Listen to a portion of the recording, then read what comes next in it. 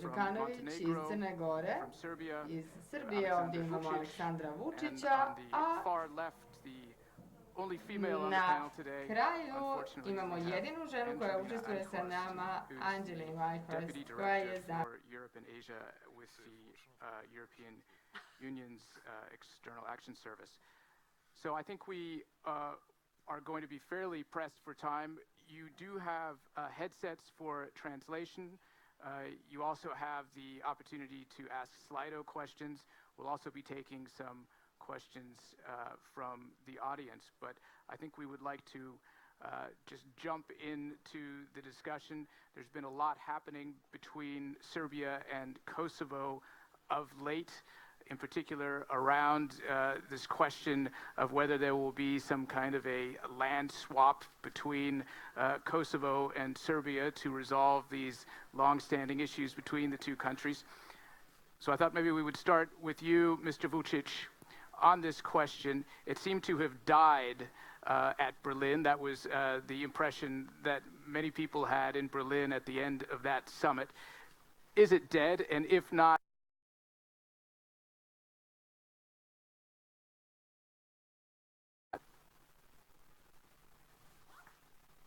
first of all, thank you for having us here, and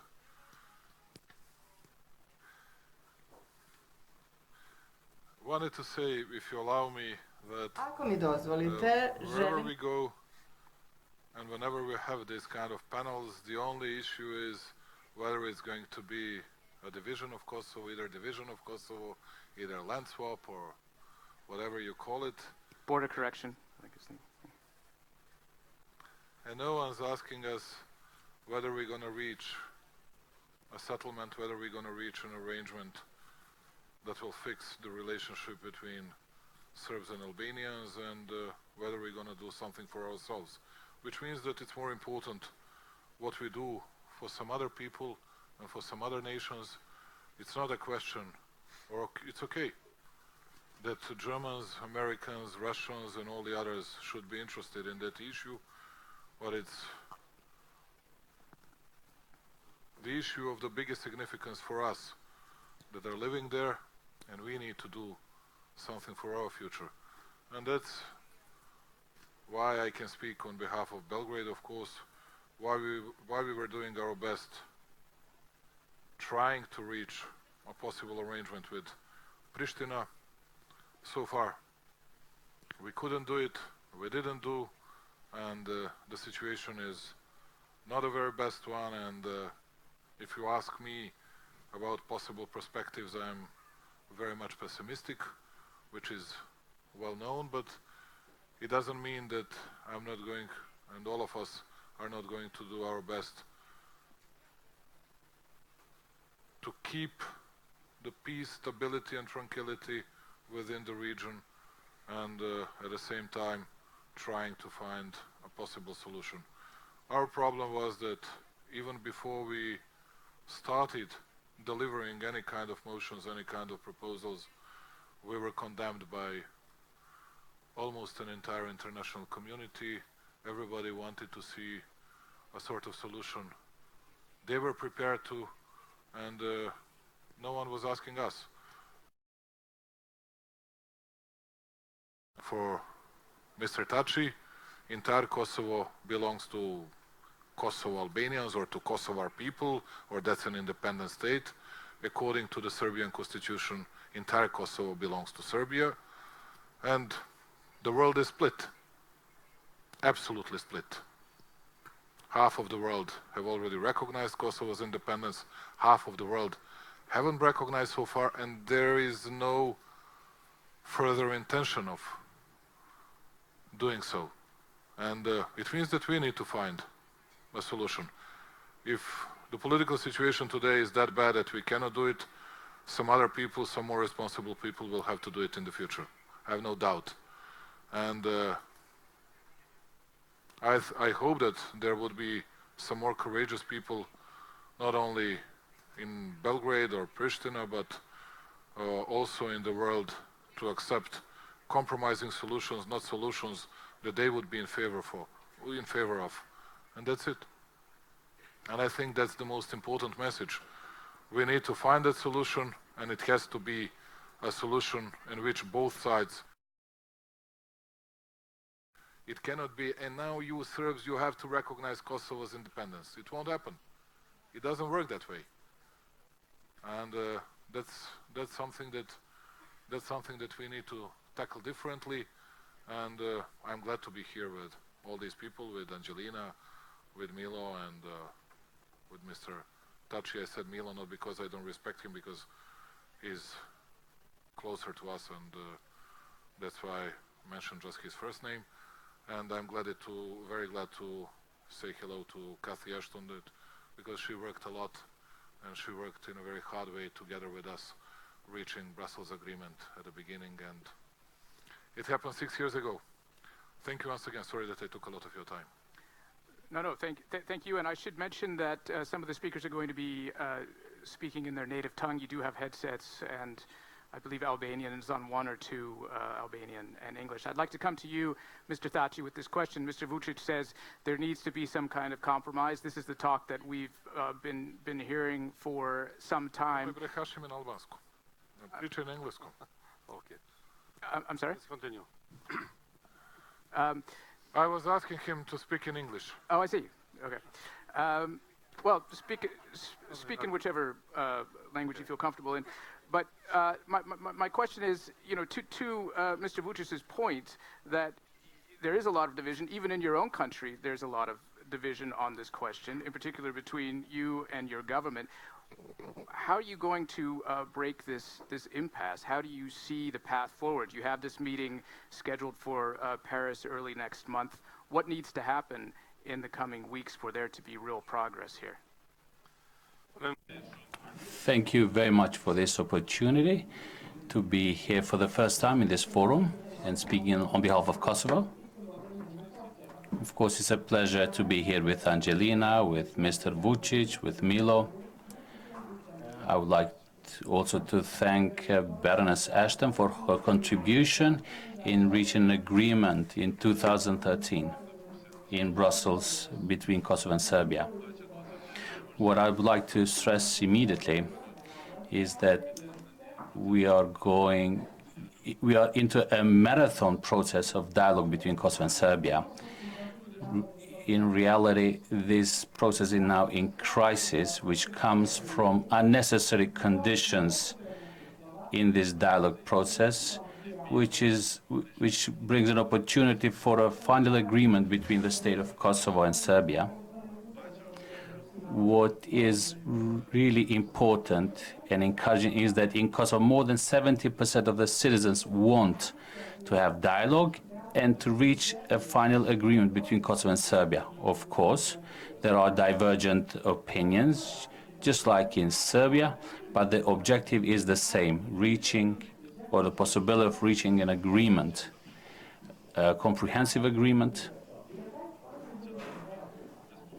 between Kosovo and Serbia that will close all open issues between Kosovo and Serbia, an agreement which would be a final one, legally binding, internationally legally binding, that will preserve and further cultivate multi-ethnic character and reality of our societies, of our countries. Of course, no borders along ethnic lines, and that will be concluded with mutual recognition.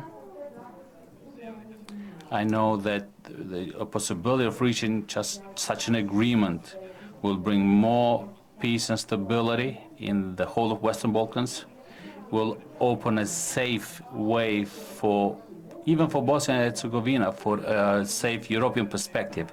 At the same time, for my country, this agreement would also bring recognition by 5 EU member states that have not recognized Kosovo yet, among others Slovakia as well, and would open a safe way for Kosovo to become NATO and EU, but also of the United Nations. But to reach this agreement, of course, we require even bigger unity between United States, Germany, France, Italy, Great Britain, and Italy. and coordination between them, as we've seen in the past, coordination between EU institutions and the United States of America. In Berlin, we could have had more progress.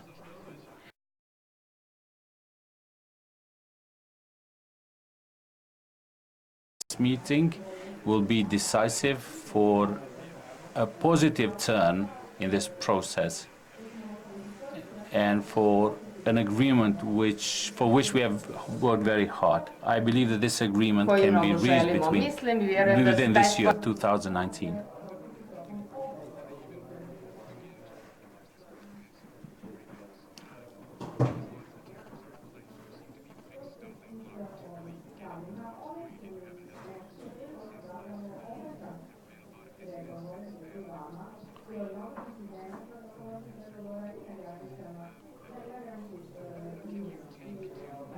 Zajednicama na Kosovu. Šta biste vi zapravo željeli da vidite u Srbiji prije Pariza? I said at the beginning that there can be no dialogue Moramo da budemo svjesni da if we condition the process, which is now Serbia doing, but also institutions of Kosovo should not aspire to put obstacles. The tariffs were a result of aggressive behavior of Serbia, I could say, especially obstacles on membership of Kosovo in UNESCO and Interpol. Therefore, I believe that in coming weeks we will create a more positive environment to overcome these obstacles that we have in front of us, to continue the dialogue, and the Paris summit can be a real opportunity to continue the dialogue with concrete steps towards finalization in a very near future, in coming months, for an agreement between Kosovo and Serbia. The objective is greater than the obstacles that we face, which are nothing more than daily politics.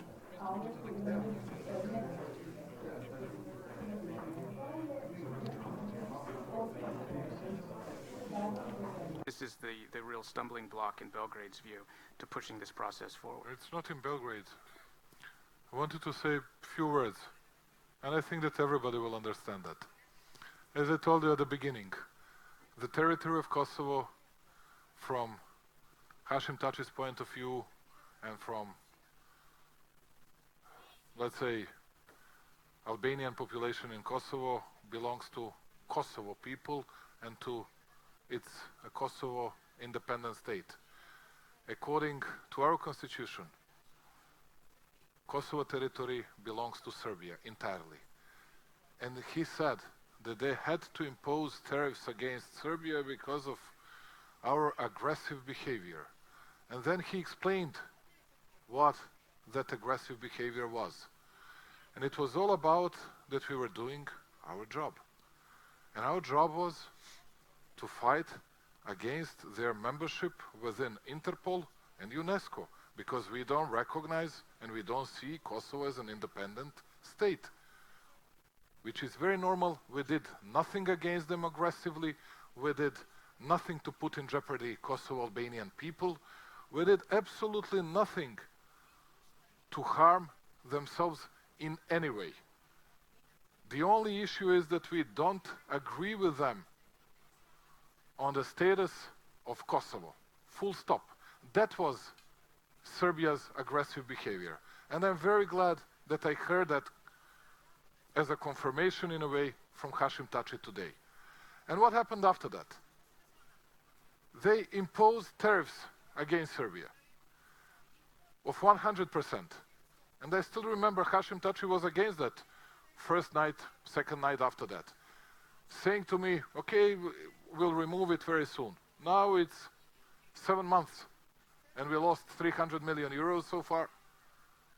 We lost our market, and it's absolutely against CEFTA agreement that Kosovo signed together with Belgrade and with all the others from the Western Balkans in 2006. And let me just explain something. In 2008, they proclaimed their independence, 2 years after they signed CEFTA agreement. Even in 2008 and 2009, Serbia didn't want to break trade relationship with Pristina, and we didn't impose any kind of tariffs, any kind of sanctions against Pristina. We did nothing at all. And they were doing these tariff issues 13 years after that, just because they felt embarrassed, because they thought that Serbia would have recognized or supported their independence, which has never been the case, and we have never ever discussed that in that form.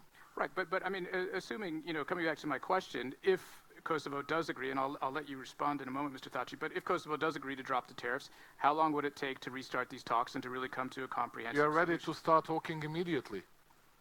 We are ready. And how long would it take to get an agreement once you restart them? I don't know. Who can tell you that? Well, you could. You're the I main can. negotiator. I cannot. I can tell you that we are ready to start negotiating immediately, which I was saying to my public thousands of times.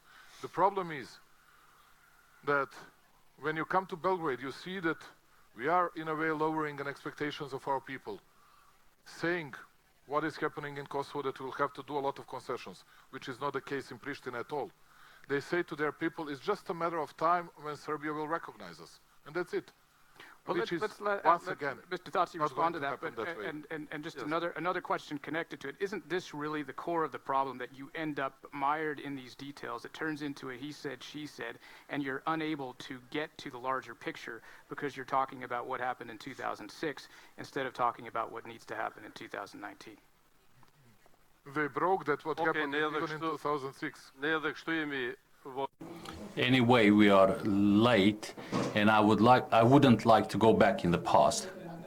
But with the 2013 agreement that we together signed in Brussels, it says that Serbia will not be an obstacle for Kosovo for membership in international organizations. And of course, the actions in UNESCO and then in Interpol were not European in the spirit. Regarding the tariff again, I know that Vučić doesn't really care. I know that he lost a few million euros, but actually politically he is happy because he has gained. Nevertheless, I hope that we will have a more creative engagement in coming days and in coming weeks, I hope, and that the dialogue will restart. Otherwise, conditioning in this process is only a justification not to continue the dialogue. I know that also in Serbia want this process to move ahead for the sake of their European perspective, but I also know that this crisis in the dialogue is a price that both Kosovo and Serbia pay, and perhaps also for the whole region.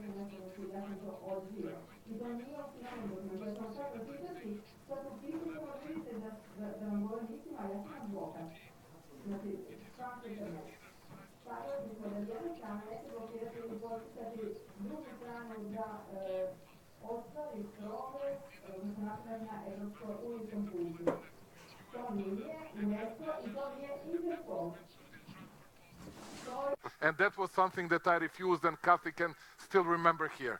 And that's a huge difference, UNESCO and EU path. And it has nothing in common with each other. And just to say one more word, speaking about these tariffs, you know, I'm not that big politician as all the others here are. They always have this wider picture, you know, US, Germany, France, European Union. No, Russia.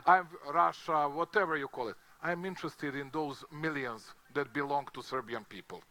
And that's why I'm very keen on to earn that money that our people have deserved, and that's it. Just leave those tariffs and we'll carry on with any kind of negotiations you want. Mr. Đukanović, I'd like to come to you on this question. You obviously have a front row seat to all of this. You know the actors very well. Your country also has a very important strategic interest in seeing a resolution to this. How do you see the way forward? What would you tell the European Union to do here? What needs to happen? It seems, as I said before, that people are really mired in the nitty-gritty here. They're talking about what happened years ago, the Brussels agreements and all these things, which are no doubt very important, but it seems to be impeding substantive progress on this. What are you telling the EU to do here? And what are you telling Mr. Thaçi and Mr. Vučić?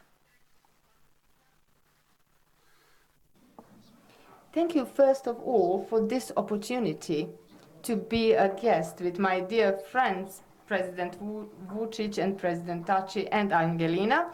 And thank you for confirming in this way that you recognize the regional and broader dimension of this problem and make it different from the dimension that would be just a situation where two countries have certain bilateral relations unsolved. Because this is an issue that actually is much beyond the interests of Serbia and Kosovo only. I can confirm that as a neighbor with good intentions, as somebody who has been involved in regional politics for 30 years. I do know very well the historical dimension of this problem, and I do know how burdening this is, not only for Serbia and Kosovo, but for the entire region. This history of the relations between Serbia and Kosovo and Serbs and Albanians is burdening the region. That's why I think, and I dare say, regardless of the inflation and the abuse of this word, I dare say that it is of historical importance, and it is a historical contribution of both Mr. Thaçi and Mr. Vučić that they have decided to start a dialogue about this. I respect that much more than we could conclude from their dialogue today or the interpretations of those situations that we can hear in the last couple of months. So, President Vučić and President Thaçi said what are the perceptions in the public in both of these countries about this. And both of them said that this issue cannot be solved unilaterally. This is a bilateral issue, and it has to be solved by compromise, by respecting the interests of both sides, both parties. But before that, it is very important that we understand that this question and issue has to be solved in this time now, and that it has to be dealt with from the starting points that respect the reality and all the things that have happened in the meantime. Maybe Mr. Vučić will not imply this, and I don't expect him to, but the very fact that he is at the table shows that he is willing to discuss the long-term solution between Serbia and Kosovo. If he didn't want to be at that table, he would keep repeating that Kosovo is a part of Serbia because that is defined in the constitution. And I'm telling you this as somebody who has been informed about this problem and knows the details of this problem. And I remember what was happening in 2007 and 2008. Many theorists in the international law said that at that time the solution was not in line with international law, but I think that life has shown us that you have to respect not only international law, but also certain circumstances that stem from the time of former Yugoslavia and that continued to be in place after Serbia and Montenegro remained in one country, and particularly after they split. And in the period after Mr. Vučić came to power. And all these things are living today. So these are the circumstances that have to lead you to be sober in all of this, to have a very vigilant attitude and not to repeat things from the past. So I think that now we are in a quite critical moment. This issue can be discussed in line with the expectations of the domestic publics in Kosovo and in Serbia. But this is the dead end. This is how we cannot reach the solution. We do have experience from the 90s in the territory of former Yugoslavia. That's how the presidents of former Yugoslav republics discussed. They would meet and they would send messages to their domestic audience, the public in their countries, and that led to the war. So we have the experience and we have to treat this question as a bilateral agreement, but also the question that is important for regional stability and for Europe. And I really hope that Mr. Vučić and Mr. Taci will continue the dialogue as they started it. And it seems to me that it is the most important thing today to continue the dialogue, to be back at the table, and we discussed this in Berlin, and I hope they will continue discussing this and continue the dialogue in Paris. I hope that it would be possible to overcome the problems that actually put the presidents off the table. And I think that there are solutions that can be reached. We don't have to find a solution for every single consequence of the activities that happened in the meantime. I think we could put a moratorium and suspend certain things, certain solutions for a certain period, and then use that time to reach final solution that would make the obstacles pointless. And I think that it is important that Europe recognizes its huge responsibility in this question. This is par excellence security issue for Europe. And Europe is here with full rights. I'd also like to take a couple of audience questions, so if you have questions, prepare them now, and I'll come to you in a moment. Okay. As Mr. Đukanović just said, Ms. Eichhorst, this process is now at a dead end. This dialogue was supposed to improve the situation. It seems to have escalated things. Where has the EU gone wrong here? How has the EU, which is supposed to be functioning in this mediator role, bungled this process to such a degree that we have this paralysis now? Thank you, Matthew, and good afternoon to all. I'm really happy to be in this conversation. This question you pose now, the way you put it, I don't think this is what President Đukanović was actually saying, that we have come to a dead end, but perhaps yes. I don't see it like this at all. I think the very fact that both presidents are here on the podium with you and that this conversation continues shows that there is not only the effort and the courage, as President Đukanović did say, the courage to negotiate, because it's far more difficult to negotiate yourself through very, very important issues. For some people, these are details, but I know for the two parties, these are crucial issues that have been negotiated and still need to be negotiated. And I want to just frame that back again, also related to your first question, because the framing is very important.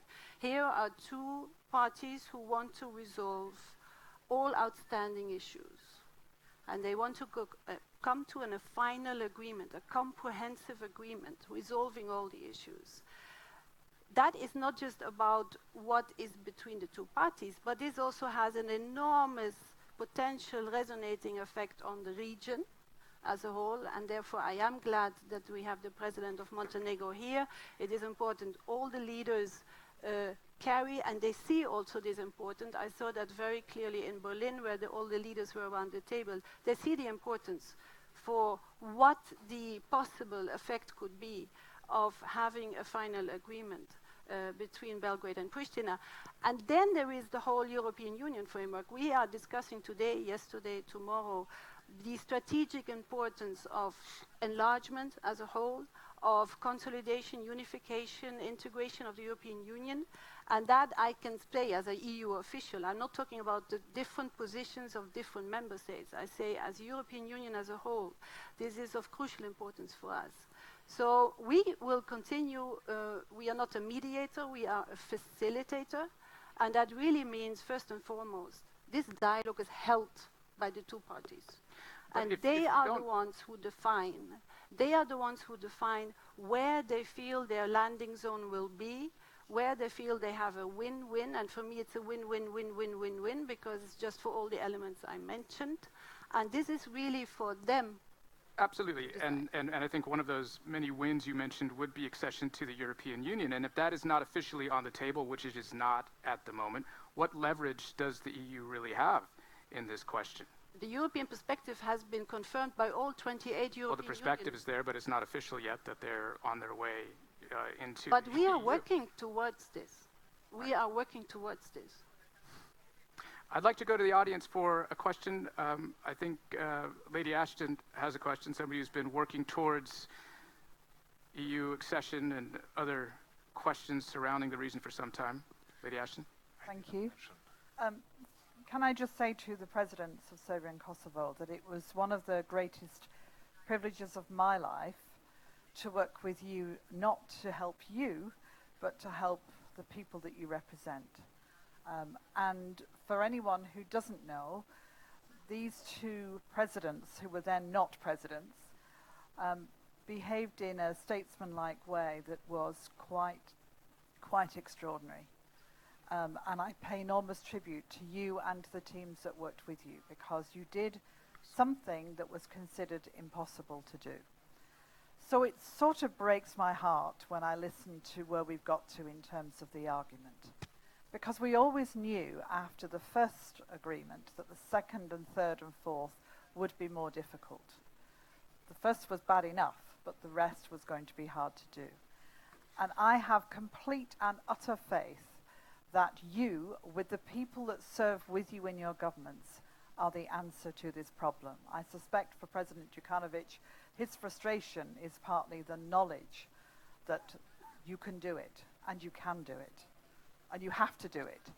So my question is this. In this room, there are people who want you to succeed. Angelina above everyone.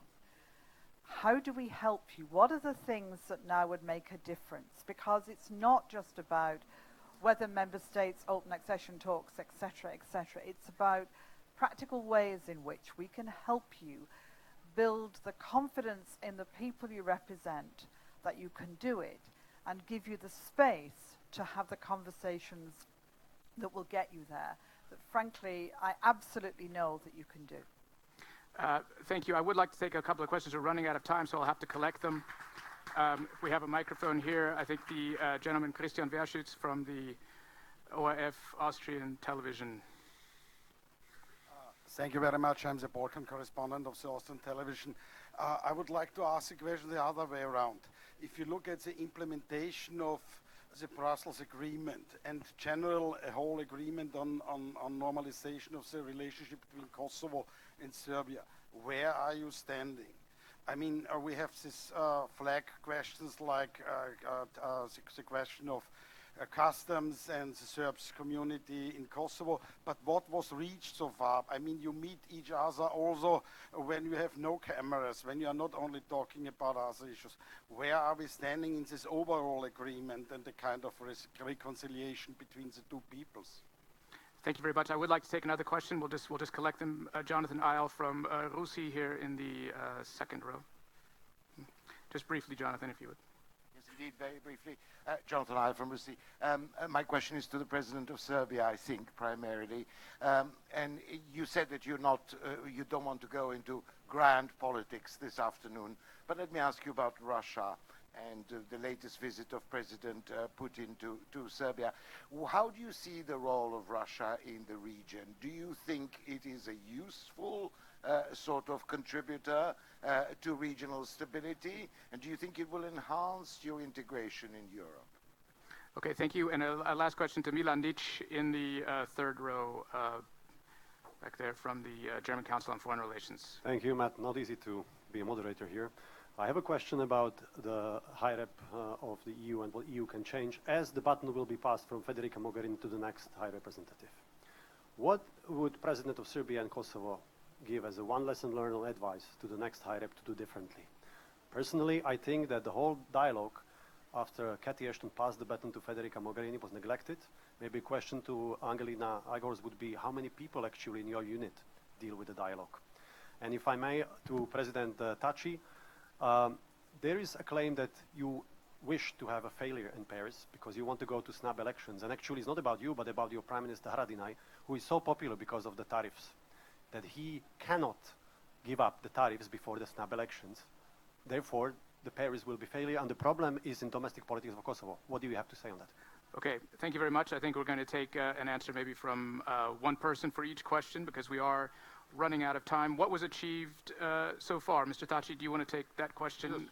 What has actually been achieved in these long-running talks, both the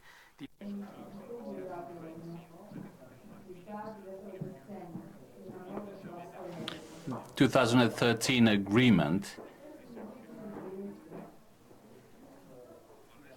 2013 agreement had extraordinary effect on our relations. There was integration, territorial but also societal, of the Serb community in Kosovo, in the institutions and the society of Kosovo, in northern part of Kosovo, but in the whole territory of Kosovo. We have integration in the judiciary, police, freedom of movement of people and goods, multi-ethnic police and custom officers along the border between Kosovo and Serbia, and removing of the barricades that were in the northern part of Kosovo. There are no riots, there are no inter-ethnic problems. For the first time we had elections, general and local, where Serbian community participated. I would like to express my appreciation for President Vučić, who visited them and convinced them to participate in the electoral process that was organized according to the laws of Kosovo. Of course, on the other hand, there are other things that remain to be implemented further on both sides. Kosovo has to implement the agreement on association to establish it according to Kosovo Constitution and courts and the verdict of the Kosovo Constitutional Court.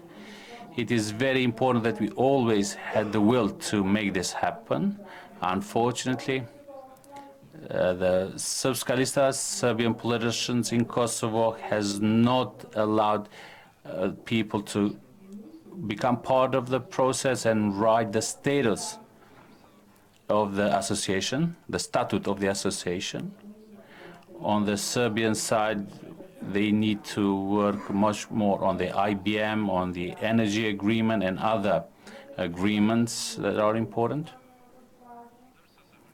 Regarding developments in Kosovo, I said more than 70% of the citizens want dialogue and an agreement because they all want to move faster towards NATO and the EU. They care more about this than the daily politics. Kosovo leadership wants dialogue, and this is why we have established state delegation for the dialogue in the Kosovo Parliament. And we have full unity on this, functional unity on dialogue.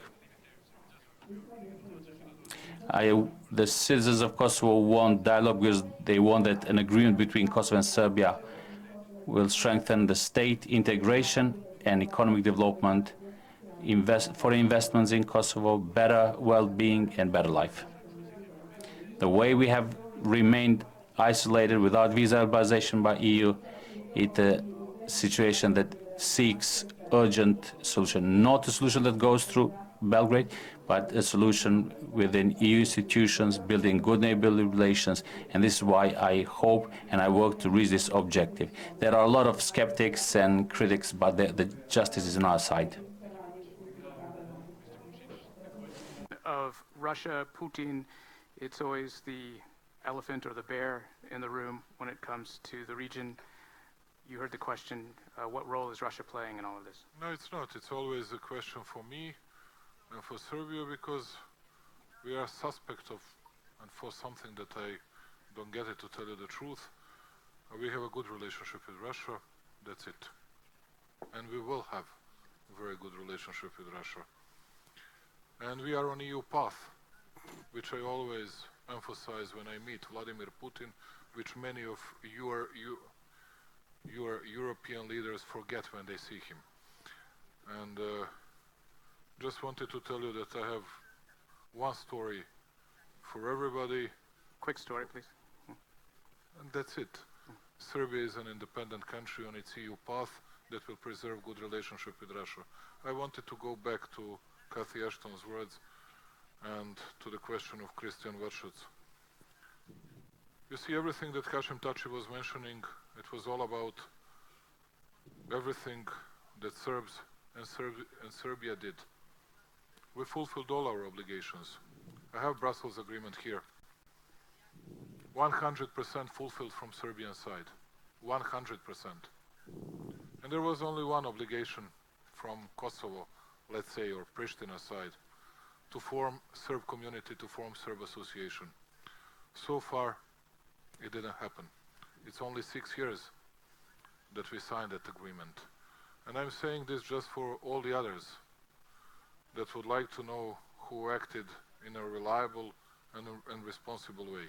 And I don't play any kind of blame games, because I'm ready to carry on our dialogue, our talks with Hashim, with whomever they want, because it is very crucial for us, as Cathy said, reaching an agreement, and I don't want to be and to present the country which would always be a sort of suspect of international community, and a country that will ruin a sort of peace, and everybody else would be an angels and saints, and Serbs always devils, you know, which is not true at all, and I'm fed up with this. And we delivered on everything, and there is no one in this room that can say, including Hashim, including anybody else, that there is something that we didn't fulfill so far. But the situation in the field, it's very difficult.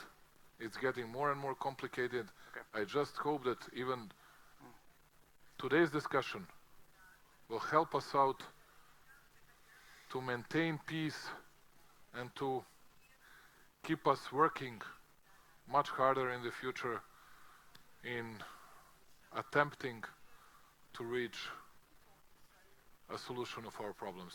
Mr. Thaçi, I think I have to obligated to let you respond to that briefly. Very short.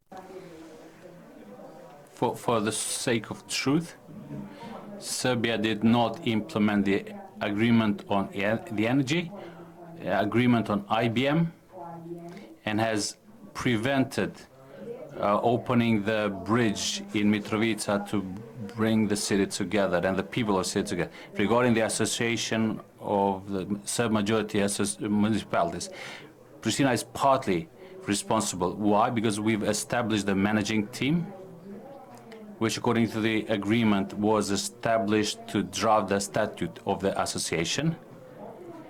The makeup would be representative of the Kosovo Serb community in Kosovo. The statute would be drafted in consultations with Serbia. It has failed intentionally to finalize, to conclude its job. We cannot force anybody to do their job, to do their obligations that come out of this agreement. So the representatives of the Kosovo Serbs in Kosovo must take responsibility for the process. For the present, they are boycotting it, and we cannot impose anything on them. Mr. Thaçi, you are on the next panel as well, so you can react on the next panel. No, I need to react here. Mr. Thaçi has just said that we didn't provide into deeds something on IBM, something on international integrated water management, and that we didn't provide into deeds energy agreement and some other agreements, and bridge Mitrovica bridge. There is nothing about it in this Brussels agreement. Not a single word. There is one word. It's item 13.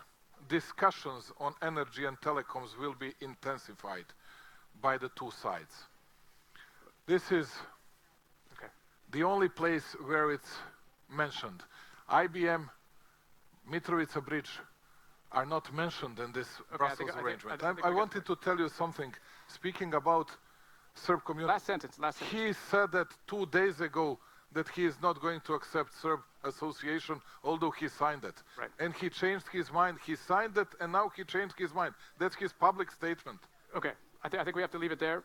Thank you very much. Last word maybe from Ms. Eichhorst. We will respect in accordance with the Constitution of Kosovo, laws of Kosovo, and with the decision of Constitutional Court of Kosovo. Ms. Eichhorst, last comment from you on the way forward here. What have you learned, if anything, over the last several years of what appear to have been fairly fruitless negotiations on this front. And then we do have to go to the next panel. Nothing Final word. fruitless in any dialogue. To the contrary, I think it was very good, and we will continue to keep. High Representative Mogherini has this as her priority. It will continue to be, I hope, also for the next High Representative, and it shows why that is important. I do believe, together, as Cassie mentioned, and many friends in the audience, that it is possible. It is possible to reach an agreement. Talks need to resume again, and that's the difficult part of the work. The negotiations need to start. Indeed. Thank you very much. And it's not Mogherini's fault. Exactly. It's our fault. A couple of the presidents will be staying. A couple of the panelists will be leaving for the next panel, which will also be focused on the Balkans. We'll need a couple of minutes for that, but I would like to bring out Valerie Hopkins, the Southeast Asia correspondent for the Financial Times, who will moderate the next panel. And a round of applause for the presidents and Ms. Eichhorst. Thank you. Thanks a lot.